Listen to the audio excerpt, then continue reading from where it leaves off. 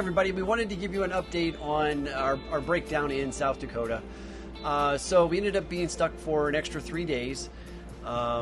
We were getting ready to leave on a Wednesday and then noticed the check engine light was on, or we actually stopped to get fuel. The check engine light came on. So we started looking things up, and people were like, oh no, you shouldn't drive with a check engine light. But we got lucky. We found a repair shop that was actually very close to where we were staying at America's Mailbox.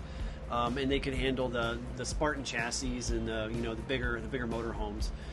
So when we got over there, they worked us into their schedule. It took them a little bit to get us in and get it checked out, but they were able to get it checked out the same day and get the part ordered.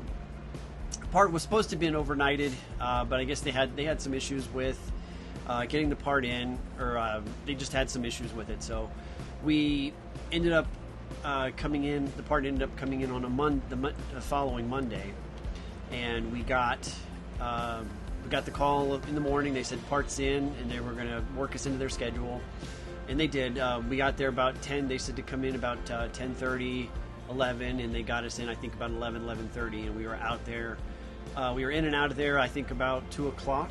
Yeah, about 2 o'clock we were able to hit the road towards Nebraska. So what the problem was a check engine light. It came on as okay, so the problem was the check engine light had come on, and they found the problem to be a nitrogen oxide sensor. So with parts and labor, and then we had to pay extra freight to get the part there a little faster, it all came to $16.85 total, and then tax of course added on to that too. But I mean, it could have been a lot worse. I mean, we had talked to some people that were actually there, and their whole cooling system had went out on their motorhome, and they'd been stuck there for 33 days. So all in all, I think we made out okay. So we did include some pictures in this short video of America's Mailbox where we stayed at. That's our mail forwarding system, and it's also where we ended up staying those extra 5 nights. And it has full hookup, I can say that, but it was there. It's situated right next to a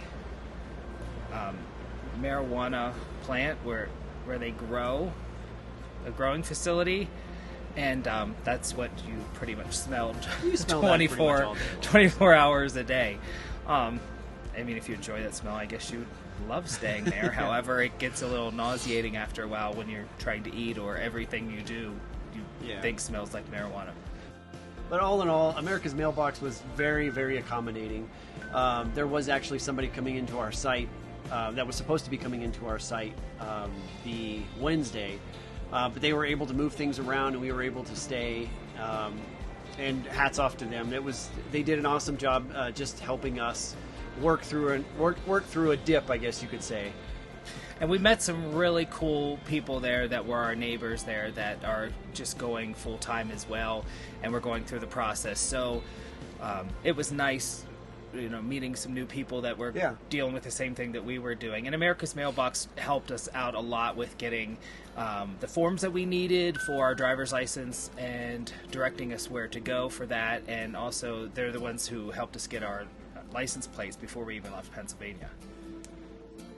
So we want to give a big shout out and thank you to Floyd's Truck Center in Rapid City, South Dakota. They were the ones that helped us out and took the time to, explain everything and make sure that we got in and out of there as fast as we possibly could. Because they did realize, that we had reservations we needed to get to, and we were losing money from those reservations. But they were very accommodating, and big shout out to them and thank you. So overall, beside the cost of getting the repairs done, we did lose some money through a few reservations at some campsites. Most of them were accommodating. We had reservations in Nebraska that we ended up losing all the money for that, but luckily it was a county park, and it was only $25 a night. And the KOA in Colorado gave us all our money back, and we ended up staying there again when we did make our trip down through to where we're currently at in Santa Fe, New Mexico. So there you go. We want to share the good, bad, and the ugly with you.